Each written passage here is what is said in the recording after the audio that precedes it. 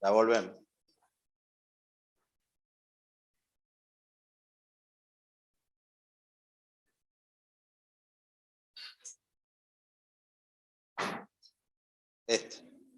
Acá estaba.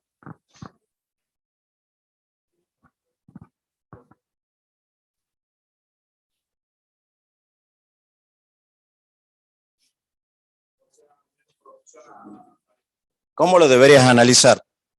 ¿Qué significa esto? Está bien, ¿qué significa eso?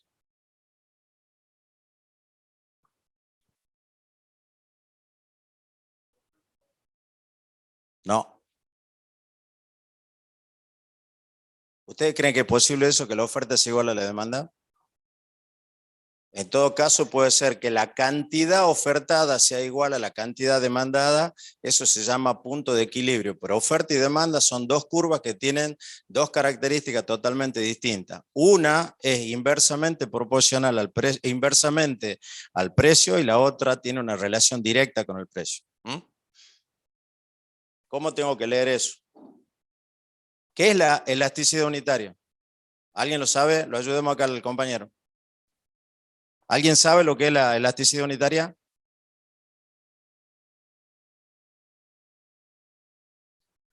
Decilo. La variación porcentual de la cantidad, ¿cierto?, demandada es exactamente igual a la cantidad de la variación porcentual del precio, no de la oferta. Entonces, ¿eso qué significa? Que volvamos al análisis. Si el precio P sub X disminuye, y la demanda es elástica, acá estamos, tiene elasticidad unitaria, por lo tanto, dice, disminuye porcentualmente lo mismo que aumenta el precio, porque es unitaria, ¿cierto? Los ingresos de los vendedores no van a variar. ¿Por qué? Porque yo voy a aumentar el precio un 10%, pero mi cantidad demandada va a disminuir en un 10% y por lo tanto los ingresos de los vendedores no van a aumentar, ¿cierto? Y por lo tanto, acá decía, los ingresos van a ser iguales a la suba del precio y a la caída de la cantidad demandada. Esa es la forma de leer esta tabla. A ver, veamos otro ejemplo. Esta fila que está acá, vos, ¿la podrías explicar así como la expliqué yo? Acá dice, si el precio P sub X disminuye, a partir de ahí, explícame lo que sigue. Perdón, ¿cómo te llamas? Evelyn.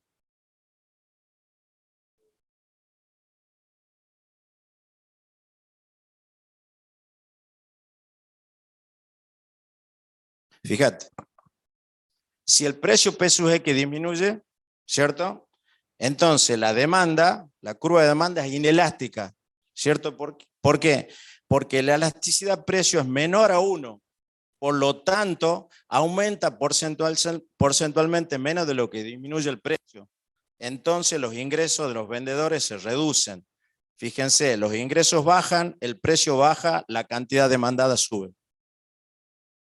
Así tienen que leer esta tabla, como esto que estamos viendo acá, pueden ser algunas preguntas que nosotros hagamos en el parcial respecto a este tema, pero si ustedes no tienen claro conceptualmente lo que es la elasticidad y qué es una sensibilidad en la cantidad demandada en función de la variación de los precios, bueno, es difícil que de alguna forma ustedes puedan entender esta tabla o algún tipo de pregunta que nosotros le vamos haciendo.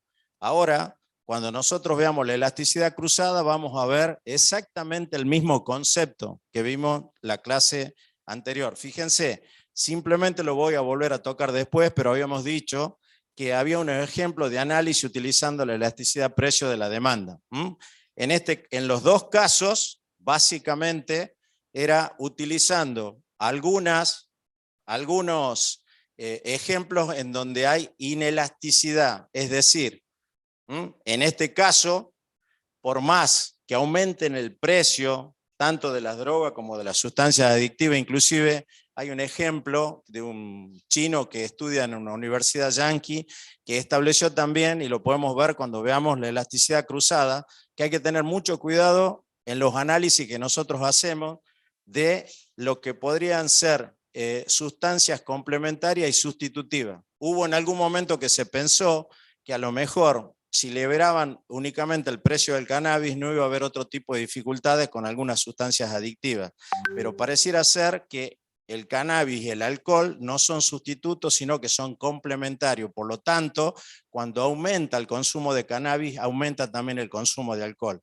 Esos son algunos ejemplos que desde la economía se pueden utilizar estudios sociales. Y habíamos visto básicamente qué sucedía en el caso del mercado de las drogas y las sustancias adictivas y también el transporte público. Nosotros vamos a ver después algunas cifras que normalmente hay en Estados Unidos respecto a cómo se relaciona la elasticidad y cómo nosotros deberíamos verlo en función de algún aumento de precio. Fíjense, lo que nosotros vamos a ver en esta clase, después de ese pequeño repaso, es lo que es la elasticidad cruzada, que dice, léelo, lee esa partecita de arriba, y yo después le explico lo que está diciendo la formulita de abajo.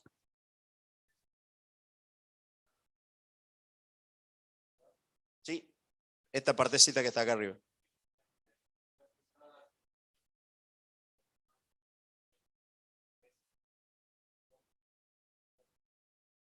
O sustitutivo, no se ve ahí, ¿cierto? Pero es dos bienes complementarios o sustitutivos. Y dice que la elasticidad cruzada está puesta ahí como la elasticidad sus X sus Y es igual a la variación porcentual de la cantidad demandada del bien Y sobre la variación, la variación porcentual de la cantidad demandada del bien X sobre la variación porcentual del bien Y. Ustedes tienen ahí una figurita. Esa figurita es simplemente lo que está mostrando lo que podrían ser productos complementarios, en este caso de la Coca-Cola. El Fernet como un producto complementario y la Coca-Cola y la Pepsi como un bien sustitutivo. Si ustedes se fijan, no es nada más que esto que está puesto acá de manera conceptual, está escrito en manera de notación algebraica acá abajo. Es la variación porcentual de la cantidad demandada del bien X sobre la variación porcentual del precio de Y. Es decir, estamos relacionando en este caso ya no el precio y la cantidad demandada de un mismo producto, sino la variación de la cantidad demandada de un bien, en este caso X, sobre la variación porcentual del precio de otro bien, en este caso Y. Es como si nosotros estuviéramos diciendo, estoy relacionando el aumento en la cantidad demandada de coca teniendo en cuenta la variación en el precio del Fernet.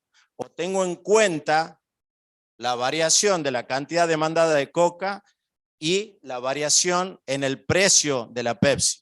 De acuerdo a los resultados que me dé, yo voy a ver claramente si el bien es sustitutivo o complementario. Parece por ahí a veces un poquitito complicado de verlo en la presentación, pero cuando hagamos el práctico, algunos de los ejercicios lo vamos a ver acá, ustedes rápidamente se van a dar cuenta que no es tan complicado y es fácil si uno tiene el concepto. Fíjense, vamos a hacer un análisis, ¿cierto? La elasticidad, perdón.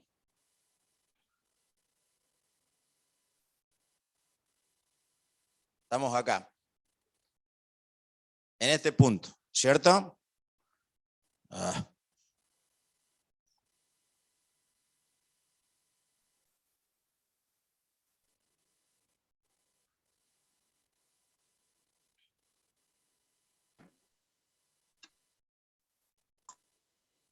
Fíjense, es prácticamente lo mismo, dijimos, la variación porcentual de un producto sobre la variación porcentual de otro producto que está relacionado. Puede ser sustitutivo o complementario.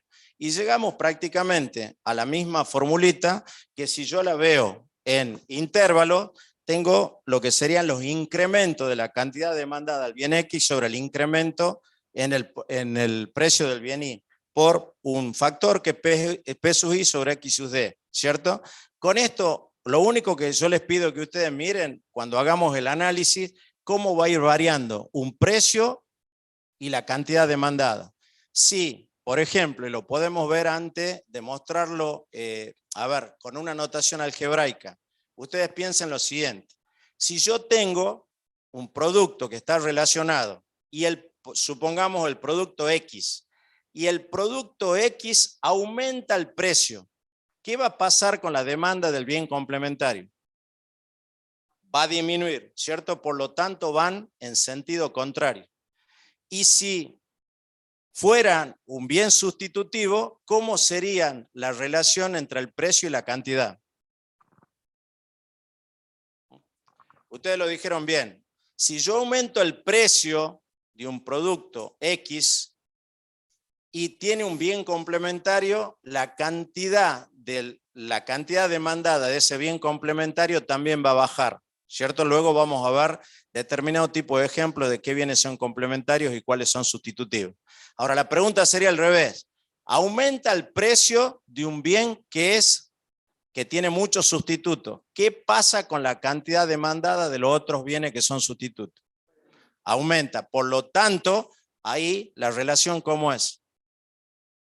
Es directa, porque aumenta el precio del bien, ¿cierto? Que tiene sustituto y por lo tanto aumenta la cantidad demandada del bien sustitutivo. Supongamos que estoy diciendo, a ver, abertura de madera, le dije la vez anterior. Supongamos que aumenta el precio de las aberturas de madera y tiene como sustituto las aberturas de chapa. ¿Qué va a pasar con las aberturas de chapa?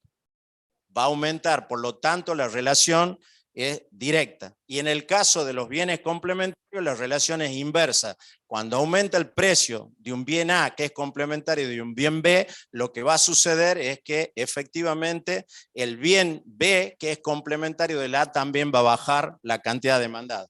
Es lo que sucede en este caso. Si aumenta el precio de la coca y es complementario del Fernet, lo que va a pasar es que también va a caer la cantidad demandada del Fernet.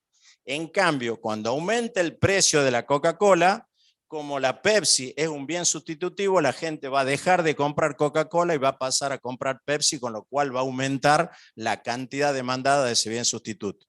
¿Está claro el concepto? Antes de que lo miremos con una notación algebraica. ¿Está claro ese concepto? Fíjense, entonces hay que ver esto. La elasticidad cruzada varía desde infinito a menos infinito. ¿En qué caso el resultado será positivo o negativo? Siempre vamos a tener en cuenta que cómo varían. Si varían en forma directa y conjunta, entonces el resultado va a ser positivo. Cuando varíen en forma inversa, el resultado va a ser negativo. Entonces, fíjese, positivo, si X sub Y o la elasticidad cruzada mayor que 0, debe ocurrir que numerador y denominador varían en el mismo sentido. Esto solo sucede si los bienes X e Y son sustitutivos entre sí. Vuelvo, a ver si puedo volver a la presentación anterior. Vuelvo acá. El incremento, ¿cierto?, de la cantidad demandada crece, ¿cierto? Porque el precio también crece. Claramente el resultado me va a dar positivo mayor que 0 y por lo tanto me está indicando claramente que es un bien sustitutivo. ¿Por qué? Porque varían en el mismo sentido. Cuando el precio de un bien relacionado con otro bien aumenta, si son sustitutivos, la cantidad demandada va en la misma dirección y por lo tanto el resultado es positivo porque están variando en el mismo sentido. ¿Está claro este concepto? ¿Sí o no? Perfecto. Ahora veamos esto. Negativo, si la elasticidad cruzada es menor que 0. Debe ocurrir que numerador y denominador varíen en sentido contrario. Esto solo sucede si los bienes X e Y son complementarios. Volvemos para atrás, ¿cierto? No sé. ¿Vos te animás a explicarlo? O vos, explícalo acá. Explícame qué pasaría con este análisis para demostrar por qué sería negativo.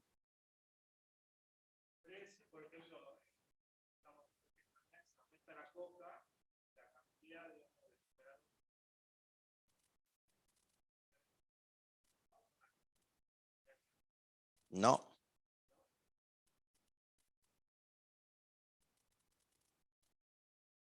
Míralo. Míralo bien. Fíjate.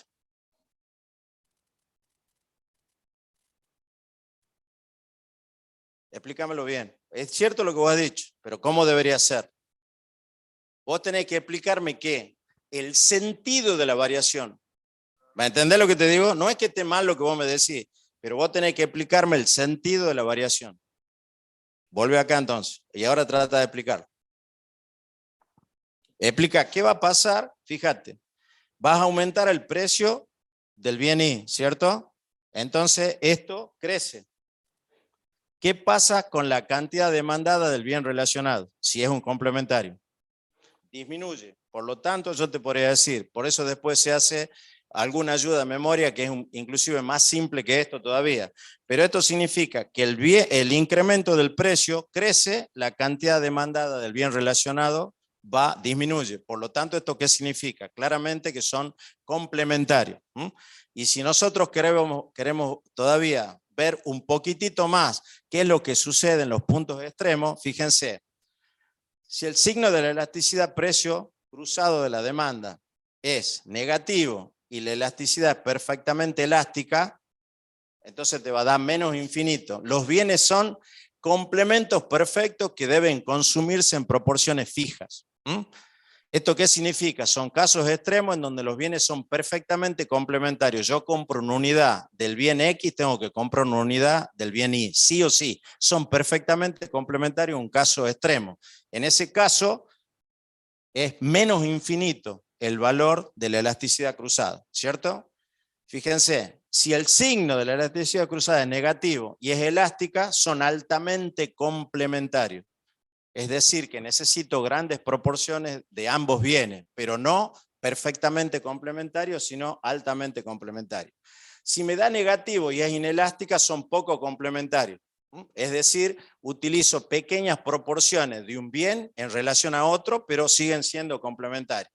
Si me da cero, ¿por qué me va a dar cero? Simplemente porque no son bienes relacionados. Es como decir, yo estoy hablando, no sé, del flan y estoy hablando de nafta. Son bienes que no tienen ningún tipo de relación y por lo tanto, al no tener ningún tipo de relación, la elasticidad cruzada de la demanda va a ser igual a cero.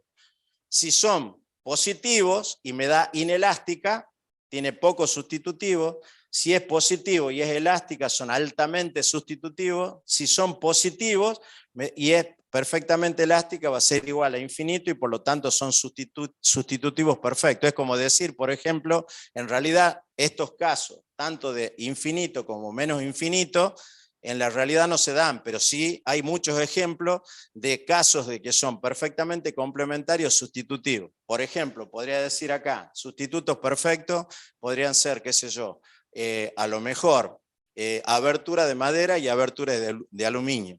Depende en muchos casos del gusto de las personas, pero son sustitutivos.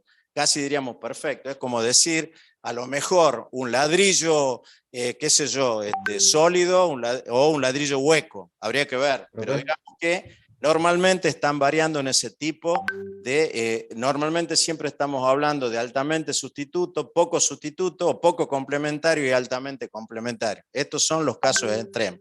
Y si ustedes lo quieren de otro tipo de representación, acá tienen lo que serían simplemente referido en una recta, ¿cierto? En donde acá estarían los complementarios, en los extremos tendríamos el menos infinito, para el otro lado el sustituto y acá en este extremo el más infinito. Y del mismo modo, los valores, ¿cierto? Para que ustedes vean cómo a medida que se van alejando, tengo curvas que son perfectamente elásticas en un sentido y otro, si son complementarios o sustitutos, de manera tal de que ustedes tienen una representación gráfica y conceptual en cada una de esas filitas que están ahí. ¿Se entiende esto? ¿Sí o no? Bueno. Fíjense, ahora podemos ver algún tipo de ejercicios muy simples. Un poco de esto ustedes van a ver en los prácticos. Entonces, fíjense, a ver, cualquiera, fíjense qué tipo de bienes son y calculemos el valor de la elasticidad cruzada. El precio del Fernet bajó un 10%, la cantidad demandada de Coca-Cola aumentó un 15%. Yo debería decir, bueno, a ver, ¿cómo calculo la elasticidad cruzada? Para eso, tengo que usar esto. A ver, ¿quién se anima a resolver ese ejercicio? Es bien fácil. El ejercicio 1. El precio del Fernet bajó un 10%, la cantidad de demanda de Coca-Cola aumentó un 15%.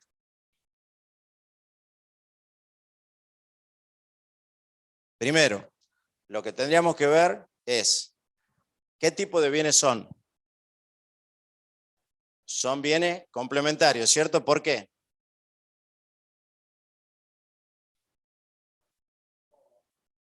Está bien, pero a ver, yo te digo, no sabemos, ni siquiera acá puse el precio del Fernet. Suponete que yo acá te cambio y te digo, en vez del precio del Fernet, te digo, el precio del producto X bajó un 10%. ¿Cómo? No te entiendo.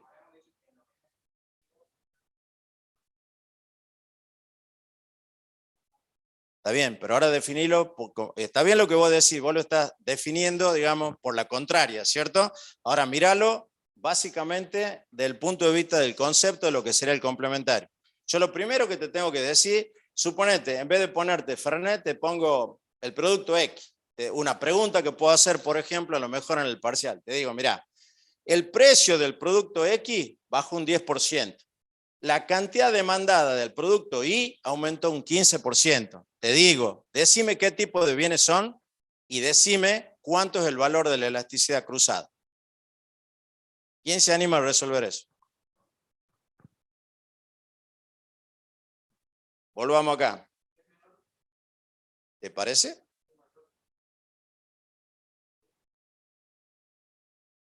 A ver. ¿Qué debería utilizar yo aquí? De esto que está acá, de esta formulita. ¿Qué tengo aquí yo? ¿Lo puedes leer? Lee. ¿Qué es lo que tengo acá? ¿Qué es eso que tengo ahí? No, no, no. No me diga esto, léeme. No dice cantidad demandada del bien X. Variación porcentual de la cantidad demandada del bien X. Por eso dice X sub D X, ¿cierto? Y acá abajo, ¿qué dice? Anótenlo, anótenlo. ¿Lo tienen anotado? Anótenlo a esto. Ahora venimos acá. Fíjate. Apliquen eso. El precio del Fernet bajó un 10% y la cantidad demandada de Coca-Cola aumentó un 15%. Apliquen la formulita esa que acaban de anotar.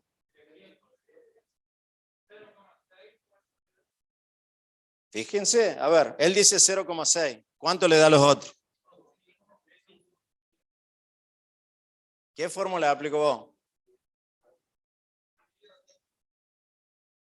¿Y está bien eso? ¿Está bien lo que ha hecho él? Es la variación porcentual de qué? De la cantidad demandada sobre la variación porcentual de el precio. ¿Eso cuánto te da? Bueno, entonces, ¿qué tipo de bienes si tiene como resultado 1,5? Positivo. ¿Mm? ¿Y cuánto es el valor de la elasticidad precio de la elasticidad cruzada? ¿Cuánto es el valor? Ustedes han aplicado esto, ¿no es cierto? Volvamos. ¿Y qué dice acá? Elasticidad cruzada, ¿cierto? Es igual a esta, la variación porcentual de la cantidad de demanda del producto X sobre la variación porcentual del precio del producto Y, ¿cierto? ¿Cuánto le da eso? Y bueno, ¿y entonces qué es la elasticidad cruzada? ¿Y cómo se tiene que leer? ¿Qué significa eso? Que cuando hay una variación porcentual del 1%, ¿de qué?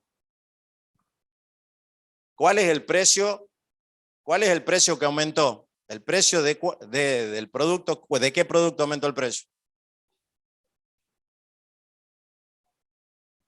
Entonces, si querés, vuelve acá. Ahora, yo te digo, ahora aclárame qué pasó. Llegaste a la conclusión que son complementarios y llegaste a la conclusión de que la elasticidad cruzada es igual a 1,5, ¿cierto? Ahora te tengo que decir, ¿cómo lo leo?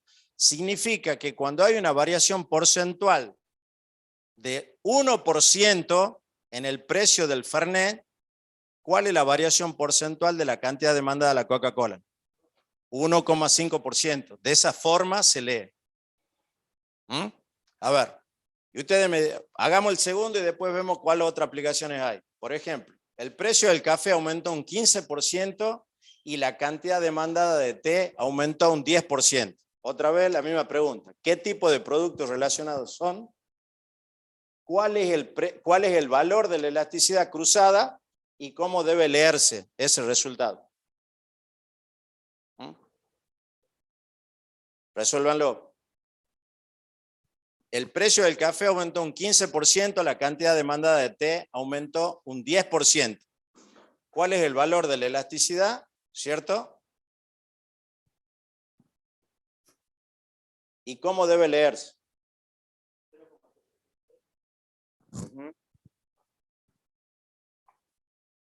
0,66. ¿Qué tipo de productos son? Sustitutivo, ¿cierto?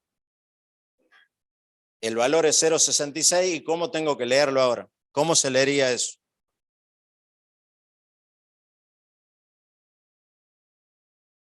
Que el café y el té son sustitutivos, que el valor de la elasticidad cruzada de esos dos productos o bienes es 0,66 y que cuando aumenta un 1% el precio del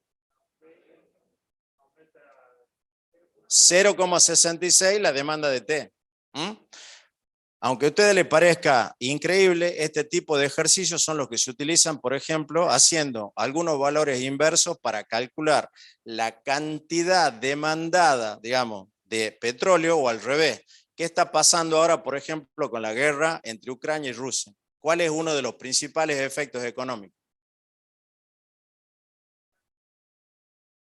En algún caso, pero sobre todo, ¿qué es lo que exportaba Ucrania que está generando qué tipo de crisis?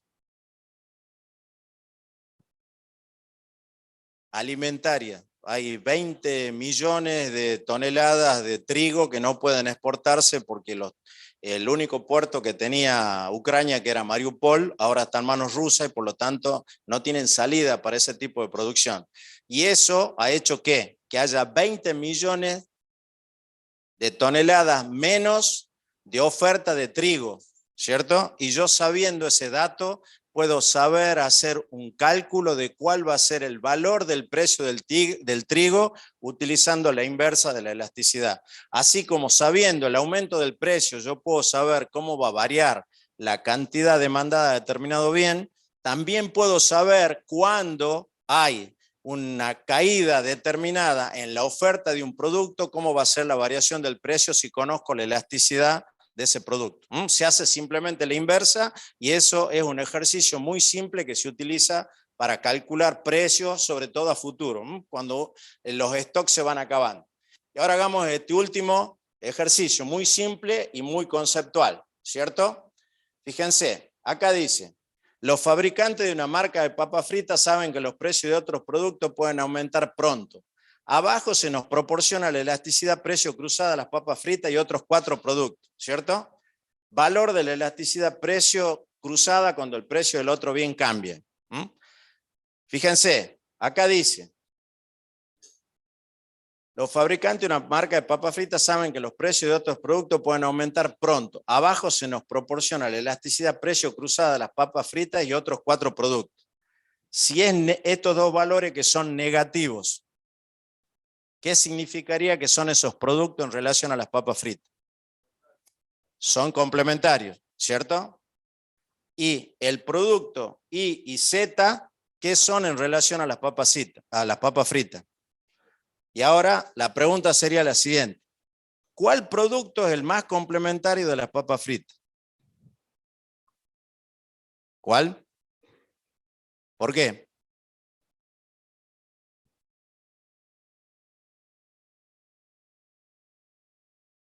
Porque es el que tiene el mayor valor absoluto, ¿cierto? ¿Cierto? Es menos 2, es que es más negativo que menos 0,5. Por lo tanto, ese es el valor del resultado y la respuesta correcta. Este tipo de preguntas podemos hacer en el parcial. ¿Hay alguna duda respecto a esto? ¿No? Bueno, seguimos, chicos. Fijémonos. Ahora vamos. Otro concepto también importante, elasticidad, ingreso o renta, dice ahí, ustedes no alcanzan a ver, pero acá dice elasticidad, ingreso o renta, ustedes la pueden encontrar de cualquiera de estas dos formas, ¿cierto? ¿Y qué dijimos? Fíjense, es la variación porcentual de la cantidad demandada al bien X sobre la variación porcentual de la renta. Y recuerden ustedes que en función de la variación de la renta habíamos identificado dos tipos de bienes. ¿Qué bienes eran? ¿Cómo? No. Cuando vimos la ley de oferta y demanda, establecimos, recuerden ustedes, que la curva de demanda tenía una relación inversa al precio por dos efectos. Uno era el efecto de los productos relacionados y otro era el efecto renta. Cuando vimos los productos relacionados, dijimos que los productos relacionados eran los sustitutivos o los complementarios. Y cuando vimos el efecto renta, ¿qué tipo de productos encontramos ahí? O de bienes. ¿Cuáles vimos? Inferiores y normales o superiores, lo pueden encontrar en algún tipo de bibliografía, ¿cierto? ¿Cuáles eran los inferiores? ¿Quién se acuerda?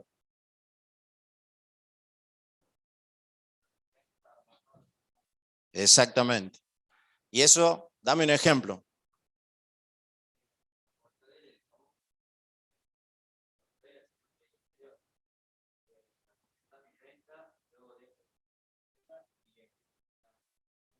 Sí, que pueden ser muchos ejemplos. Puede ser, por ejemplo, vos entras con un auto, con el inicio de gama, aumenta tu renta y compras un auto de mayor calidad, ¿cierto? Bueno, así te puede pasar, a ver, con la manteca y la margarina. Si vos tomás el Fernet, hay distintas marcas de Fernet, empezás tomando un Fernet, el más barato, el que vos te puedes dar, aumenta tu renta, cambia. Normalmente estaba vinculado con la calidad.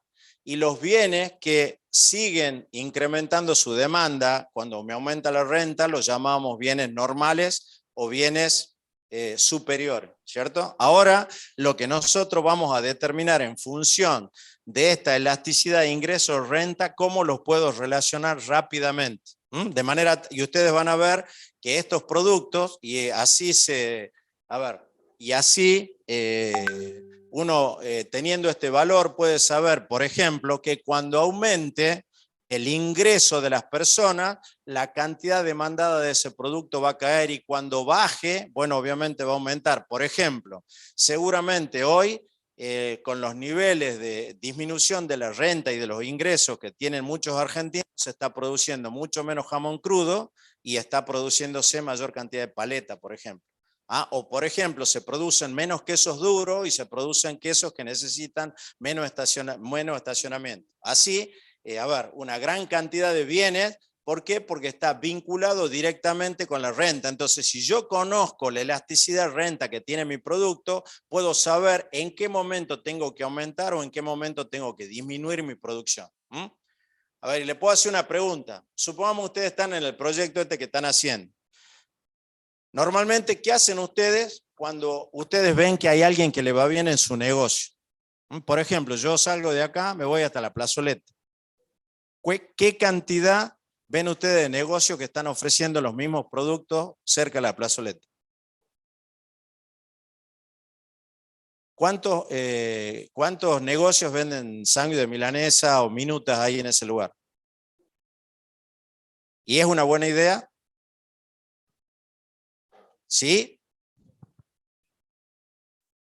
La pregunta sería, por ejemplo, si a un tipo le va bien en un lugar, que pasa muchas veces, y ustedes lo ven, hay una persona que pone una verdulería y le va muy bien en ese lugar de la cuadra, ¿cierto? ¿Cuánto tiempo pasa hasta que otro ponga el mismo negocio muy cerca de ese lugar? ¿Y a ustedes les parece que es una buena idea?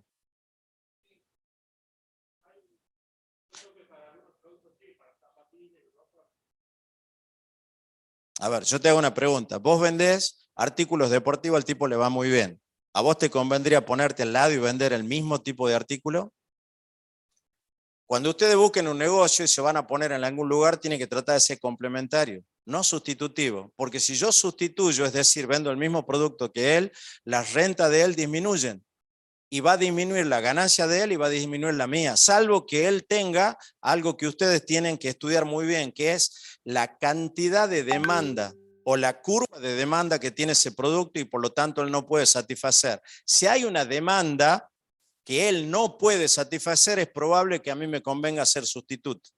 Pero si la curva, digamos, de oferta que él tiene satisface la demanda, a mí no me conviene ponerme con un bien sustitutivo, me conviene ponerme con un bien complementario. Es decir, supongamos que este tipo le va muy bien con vendiendo milanesa, yo debería vender pizza, o debería vender pasta, o debería vender algún tipo de producto que no encuentran en ese lugar. Van a ese lugar, pero tienen otro tipo de demanda y cuando tienen ese tipo de demanda no la pueden satisfacer, entonces yo la tengo que poner. Esa es la idea, por ejemplo, del polo gastronómico, que no todos los negocios ofrezcan el mismo tipo de comida, sino que vayan complementándose para que la gente vaya a ese lugar, pero cuando vaya a ese lugar satisfaga con esa oferta distintos tipos de demanda. A ver, ¿esto qué podría significar? Supongamos otro ejemplo.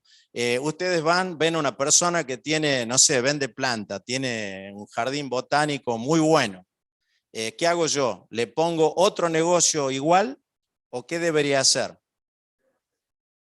A lo mejor producto para mascota, porque digo que el tipo que va a comprar un vivero planta probablemente tenga un espacio y tenga mascota, y si tiene alguna mascota y tiene un espacio grande, capaz que tenga pileta y debería vender cloro y cualquier tipo de artículo para pileta.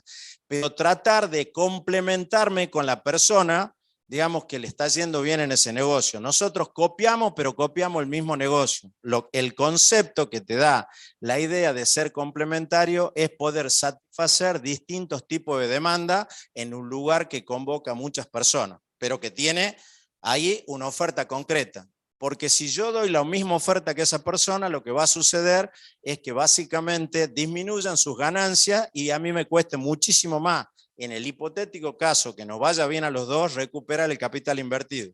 En la mayoría de los casos se terminan fundiendo los dos, porque empiezan a bajar los precios disputando determinado tipo digamos, de población objetivo y por lo tanto llega un momento que ya no les conviene. Por eso muchos negocios terminan cerrando. La idea es que ustedes tienen que tratar de ser complementarios y no sustitutivos. Reitero, salvo que la cantidad ofertada del bien que ustedes van a sustituir no sea suficiente y por lo tanto él no esté satisfaciendo una demanda determinada.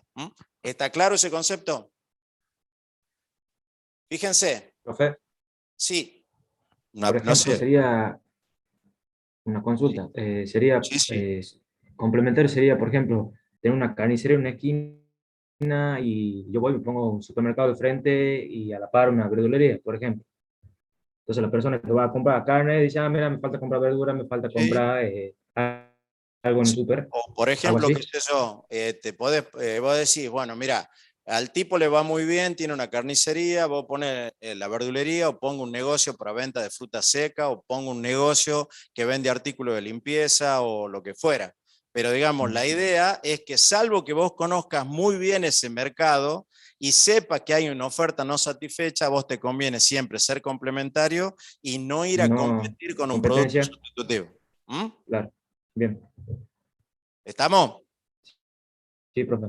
Bueno, ahora fíjense, lo que tenemos que ver es la elasticidad, ¿cierto? Renta es la variación porcentual de la cantidad demandada del producto X sobre una variación porcentual de la renta, ¿cierto?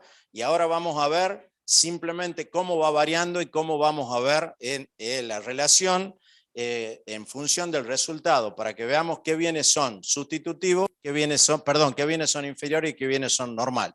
Lo mismo, fíjense, para que yo descanse un poquito, no sé si lo escuchan los chicos que están conectados, ¿podés leer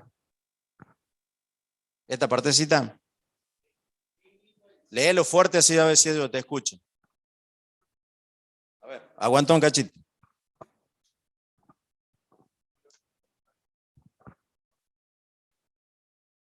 ¿Qué indica el signo de la elasticidad de renta? Si es positiva, n mayor que 0, que la renta y la cantidad de demanda varían en el mismo sentido. Aumento de la renta, aumento de la cantidad demandada. Sí.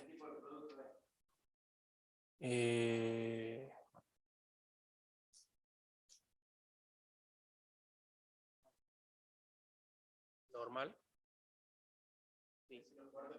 Normal.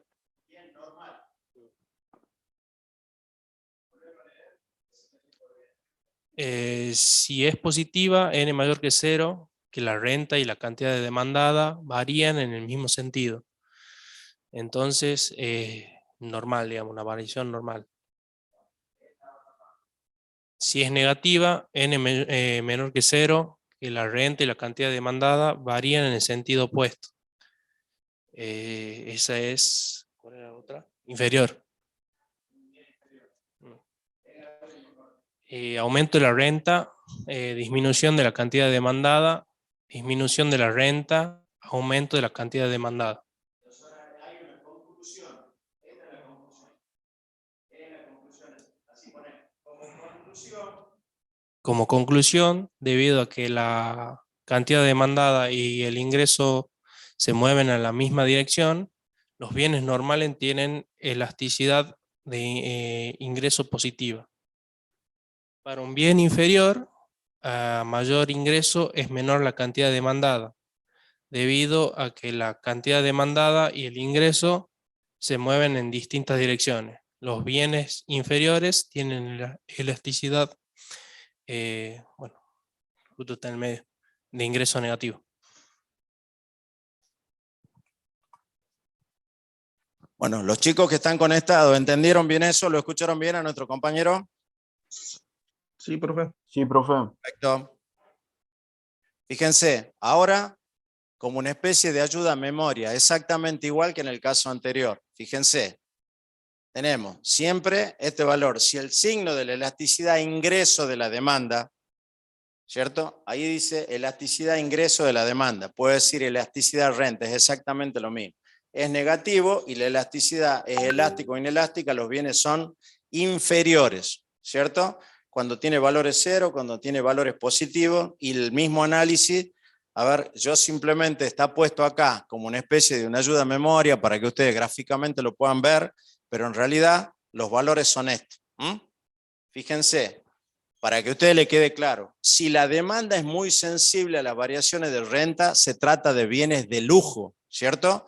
Y estos son los valores en los cuales, fíjense, está variando. Si la elasticidad, renta o ingreso es mayor que 1, entonces el producto X es un bien normal de lujo.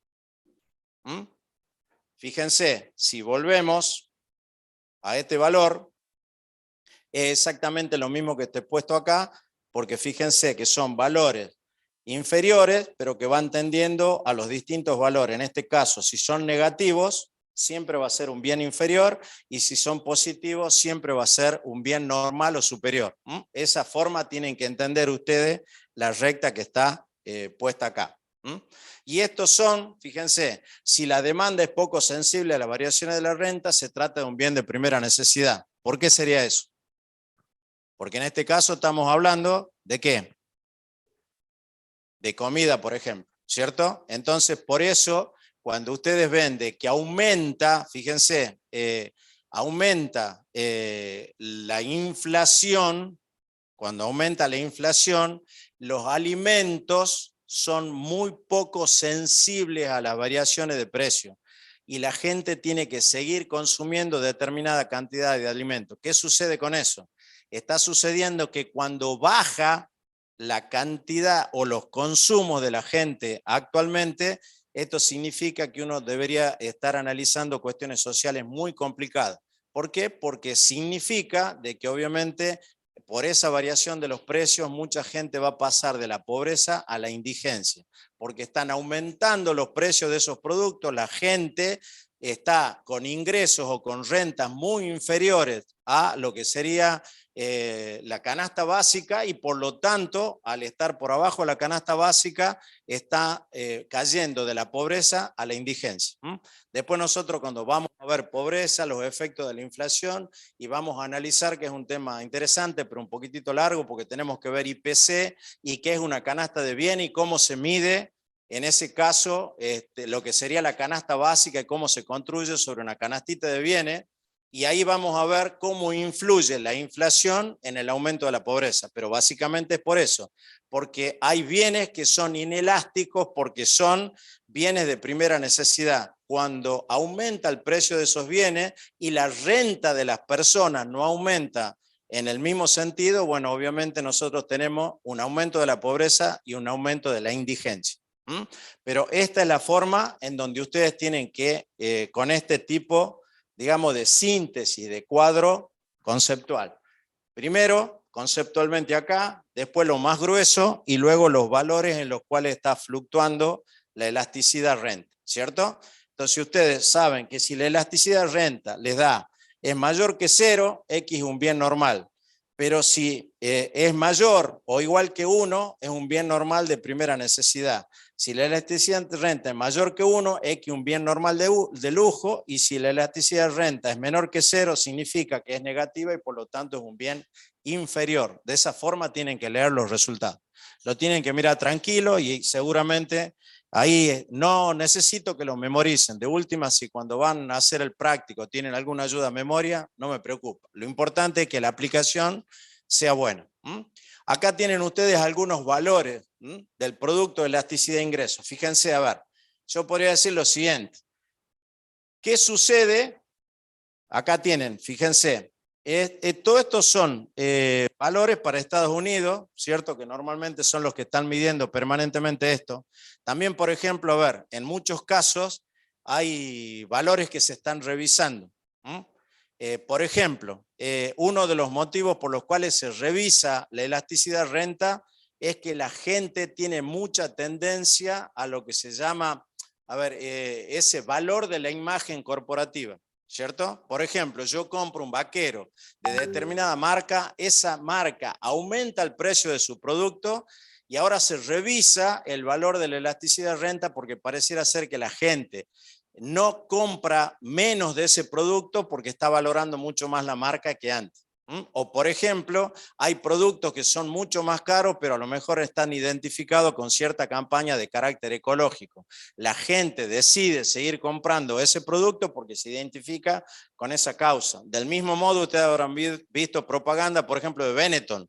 Benetton que hace una propaganda, digamos, en donde trata de eliminar los prejuicios raciales y respeta las opciones sexuales de las personas.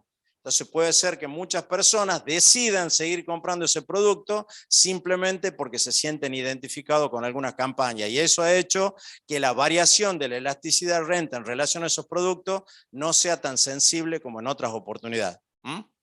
¿Se entiende también eso? Pero a ver, fíjense, si yo le dijera, miren, fíjense, por ejemplo, un viaje de ultramar, ¿cierto? Disminuye mi renta, yo puedo decir, disminuye mi renta, ¿y cuánto van a bajar porcentualmente? Supongamos que disminuyan 1% mi renta, ¿cierto? Fíjense, los viajes de ultramar van a bajar un 3%. Ahora ustedes fíjense la comida, disminuye en 1% mi renta y apenas un 0.14%, ¿cierto? Va a disminuir la cantidad demandada de comida. Entonces, fíjense la diferencia que hay entre estos productos que podrían ser de lujo y que por lo tanto tienen una gran elasticidad renta y estos productos que ya son, fíjense, algunos de carácter adictivo, como el tabaco, el alcohol, y otros ya, uno podría decir, como estos, de primera necesidad. Hoy uno podría, del mismo modo, incorporar Internet acá. Porque, por ejemplo, todos los chicos que hoy están conectados, si no tuvieran internet, no tendrían acceso a la clase y por lo tanto ya se convierte en un bien de primera necesidad. Todos necesitamos internet para estudiar, para trabajar, relacionarnos. Hoy, a lo mejor Skype o Zoom en algún momento eran cuestiones de profesionales. Hoy se hacen reuniones de todo tipo en función de esa posibilidad de transmitir datos por video, ¿no? Es más, qué sé yo, fíjense que la transmisión de videos a través de las redes hoy da un gran negocio como es Netflix, ¿cierto? Que Netflix simplemente era una empresa originalmente que lo que hacía era distribuir los videos, no, eran los compact, eso con película, ¿cierto? Eso era, ¿cómo?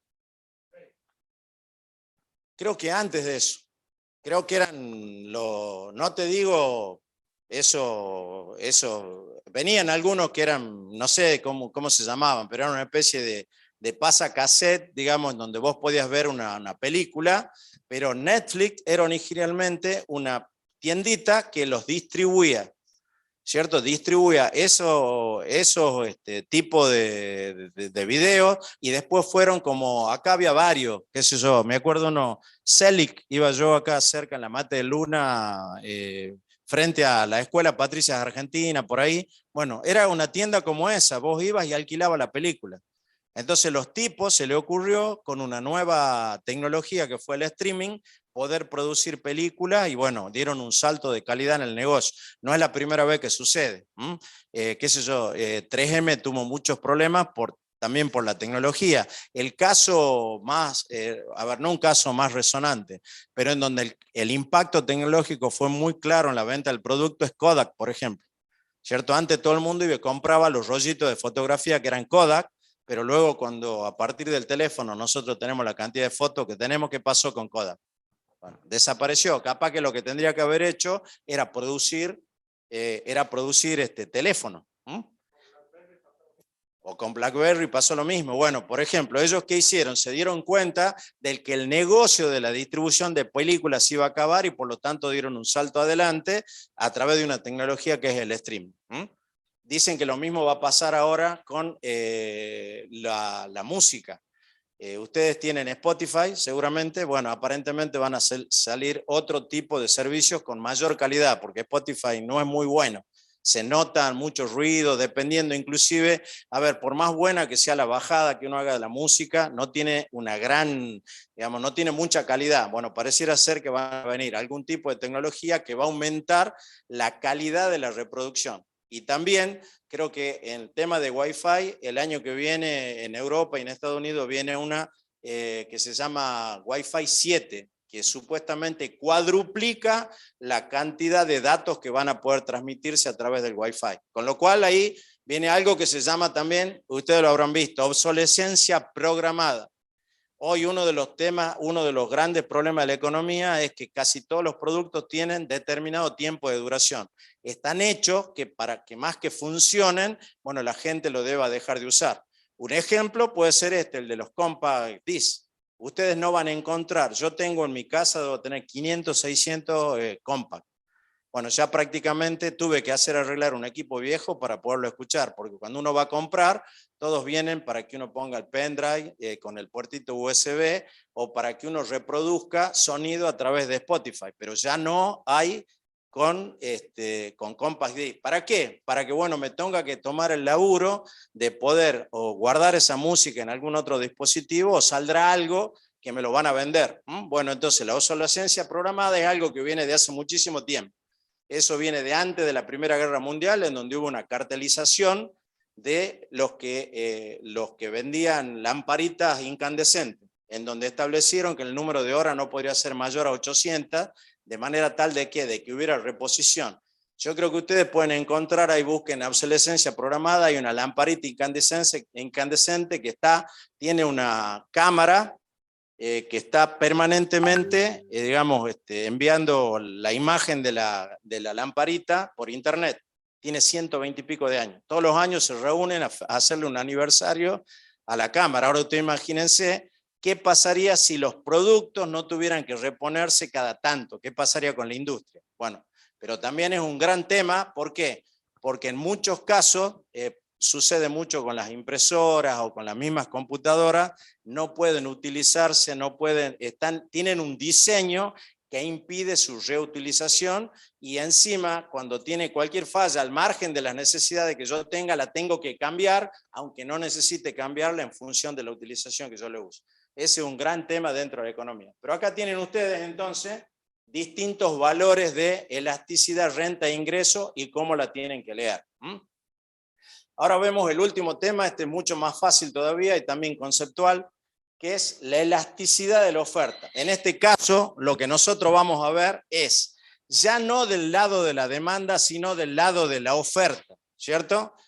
Porque vamos a medir la variación que se produce en la cantidad ofrecida de un producto ante una variación en su precio. Es decir, antes lo que nosotros veíamos, supongamos, variaba un precio, cómo respondía a la demanda. Ahora lo que vamos a ver es lo que sucede desde el lado de la oferta cuando está variando el precio. Básicamente lo que se intenta acá es ver que ante una subida del precio, el oferente o el productor esté en condiciones de abastecer esa mayor demanda. ¿Por qué? Porque probablemente el aumento del precio sea porque no hay la suficiente oferta de ese producto que nosotros estamos analizando.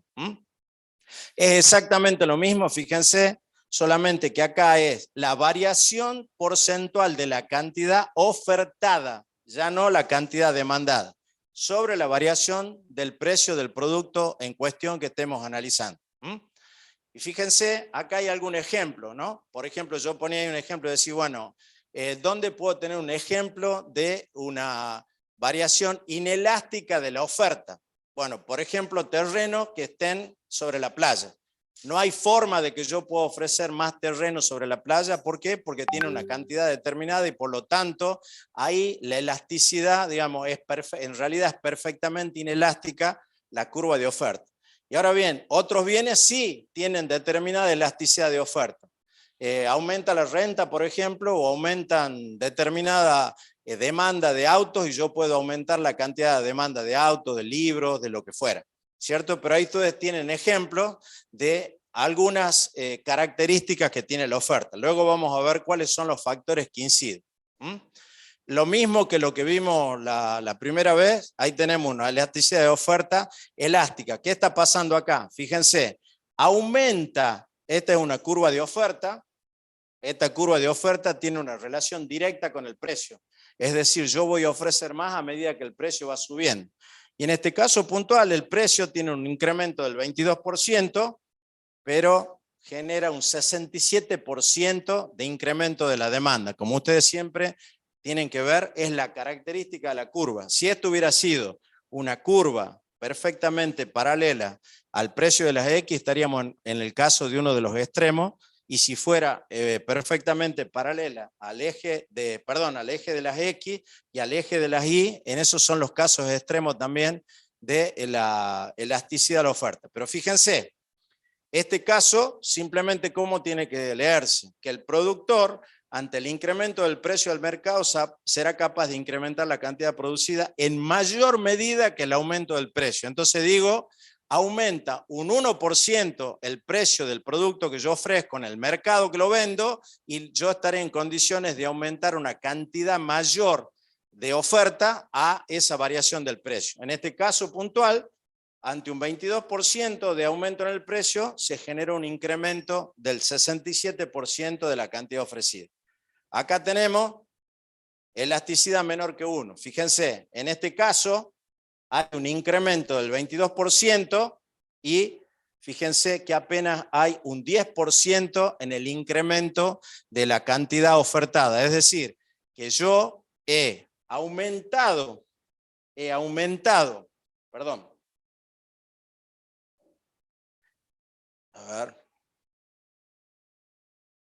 Yo he aumentado en este caso también, fíjense, en este caso también yo he aumentado la cantidad ofrecida, pero lo he aumentado en una proporción menor al aumento del precio. Por lo tanto, eso significa que mi respuesta es inelástica. La respuesta elástica va a ser cuando ante una variación del precio, mi cantidad ofertada sea mayor a ese incremento del precio.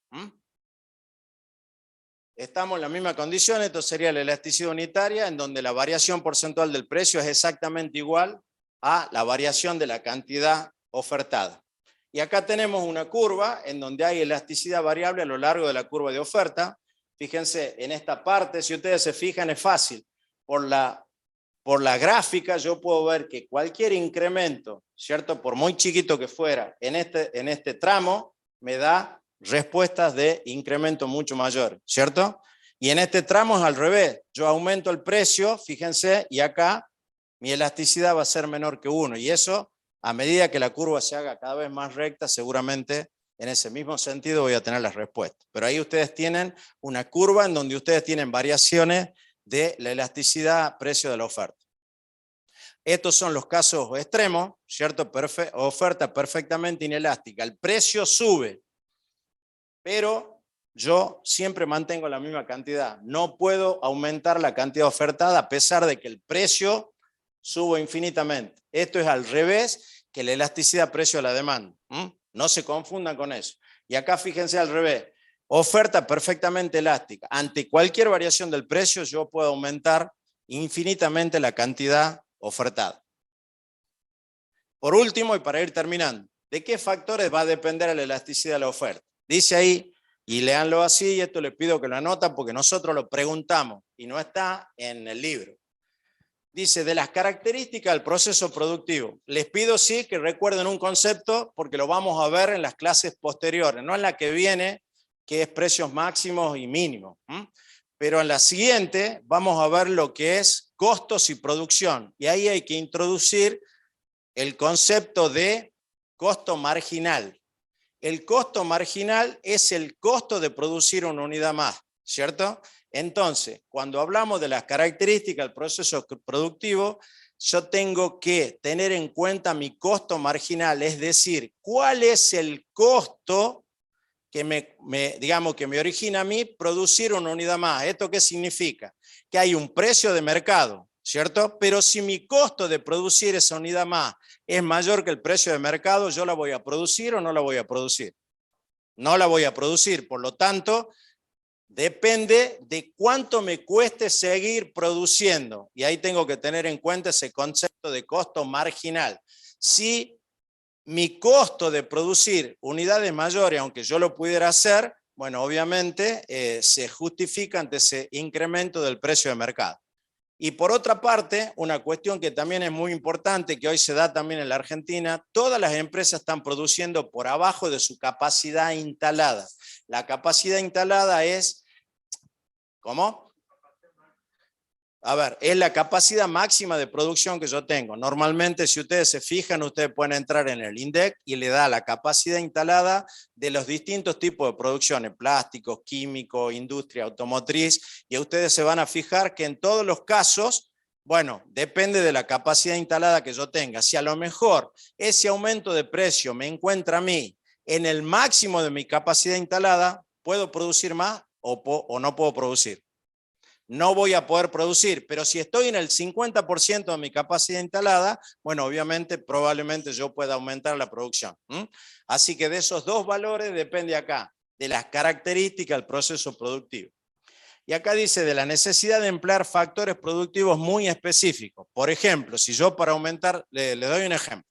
Ustedes saben que hay, aparentemente, hay otro tipo de versiones también, pero supuestamente hay una oferta limitada de autos porque no existen ciertos componentes electrónicos para poder terminar esos autos. ¿Ustedes han escuchado esa versión? ¿La han escuchado o no? Bueno, supuestamente faltan muchos chips y faltan muchos componentes electrónicos importados a los efectos de poder producir. Bueno, si yo necesito una materia prima muy específica para aumentar mi producción, por ejemplo, algún producto importado o algún producto que tiene, que a mí me lo entregan muy cuantificado, bueno, es muy difícil que yo pueda aumentar la producción. Entonces, si hay una materia prima o un material muy específico, bueno, es muy difícil que yo pueda aumentar la producción, ¿cierto? Y por otra parte, también los recursos humanos.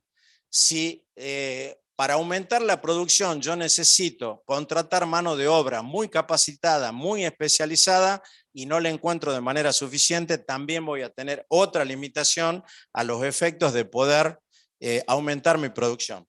Y por último, como siempre, del periodo temporal. En el corto plazo, todas las respuestas van a ser inelásticas. Nosotros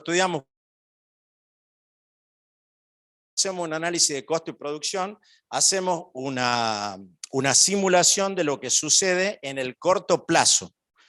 En el largo plazo, hay otro tipo de efectos que suceden, pero supongamos y vemos los lapsos temporales. Que a mí alguien me dice, hay un aumento de precio, vos tenés que aumentar tu producción para mañana. ¿Podría? No tengo a lo mejor la cantidad de obreros suficiente, no estoqué la cantidad de materias primas, no he comprado la energía suficiente. Bueno, en el corto plazo, todas las respuestas son inelásticas del lado de la oferta. Ahora, en el mediano y largo plazo, yo puedo tomar determinado tipo de decisiones que hagan que mi producción pueda aumentar ante un incremento del precio del producto en el mercado que yo estoy ofreciendo. ¿Está claro eso? Preguntas, dudas, aclaraciones. Si no hay preguntas, una de dos. ¿Han entendido todo o no han entendido nada?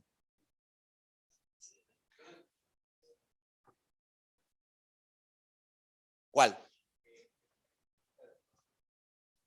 De las características del proceso productivo, a ver, cuando vos vas aumentando la producción, tus costos van aumentando. Hoy tómalo así, a ver, si bien es cierto que nosotros lo hemos visto tangencialmente cuando analizamos la curva de frontera de posibilidad de producción. Porque acordate que ahí, si bien es cierto, analizábamos el costo de oportunidad, ahí dijimos que había un rendimiento decreciente cuando iba aumentando la producción de un bien.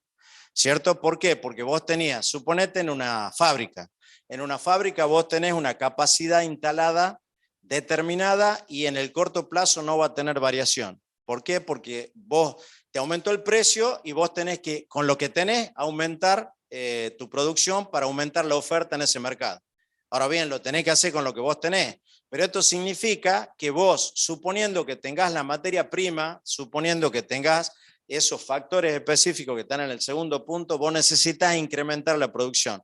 Lo que te va a suceder es que a cada factor variable, que puede ser la materia prima, puede ser los trabajadores, le va a corresponder porciones menores de aquellos factores que son fijos y estables. ¿Cierto? Te doy un ejemplo. Vos, por ejemplo, tenés que aumentar la producción y entonces vos decís, tengo un turno de 8 horas. Bueno, vos podés aumentar a lo mejor el turno a otras 8 horas más y podés duplicar la producción, ¿cierto? Dependiendo de la cantidad de materia prima y de la cantidad de trabajadores que vos tengas. Pero suponiendo que los tengas eso resuelto. Y decís, bueno, che, voy a volver a aumentar la producción. Ahora bien, vas a aumentar la producción poniendo un turno más. Ya tenés 3 turnos de 8 horas. La pregunta es, ¿podés seguir aumentando la producción? ¿Por qué? Porque vos tenés un factor fijo y tenés factores variables. Tu factor fijo es tu capacidad instalada y tu factor variable son las materias primas y las personas que trabajan para vos. Pero tenés que tener en cuenta otra cosa, que a medida que vos vas aumentando la producción, normalmente el costo de producir una unidad más es mayor. ¿Por qué? Porque antes vos tenías un solo turno de 8 horas, ahora tenés 3 turnos de 8 horas. Las personas se enferman más, probablemente para poder contratar más personas tuviste que ofrecer más plata. Seguramente a lo mejor vos tuviste que cambiar determinado contrato de energía, así sea de gas o de energía eléctrica, y por lo tanto ese contrato spot, ahora si vos lo querés contratar tenés que pagar mucho más porque era algo que no estaba previsto, es decir, tus costos van aumentando. Y vos vas a producir hasta el punto en donde tu costo de producción unitario o tu costo marginal sea igual al del precio de mercado. Porque si tus costos son mayores que el precio de mercado, ¿qué va a suceder? Vas a perder plata. Por lo tanto, hay un punto en donde vos tenés que frenar, ¿cierto? Y a eso se refiere ese primer punto, que hay un costo marginal, el costo de producir una unidad más que vos tenés que tener siempre presente. Vos vas a producir hasta que el costo de producción sea menor al precio al cual vos lo querés vender porque querés obtener un beneficio, ¿cierto? ¿Y eso de qué depende? De tu costo marginal y de tu capacidad instalada, independientemente de los otros factores de producción que son la materia prima, los recursos humanos que pueden ser muy específicos que también puede alimentar tu avance. ¿Se entiende? Bueno. ¿No hay más preguntas, chicos? Bueno, la próxima clase, espero que también podamos estar todos. No sé quién tiene, vos tenés la hoja. ¿Hay alguien que no ha firmado esta hojita con la asistencia? Déjala acá, déjame otra hojita y vayan arrimándose para firmarla y le avisamos durante la semana dónde va a ser la próxima clase. Gracias, chicos, y un gusto conocerlo a todos.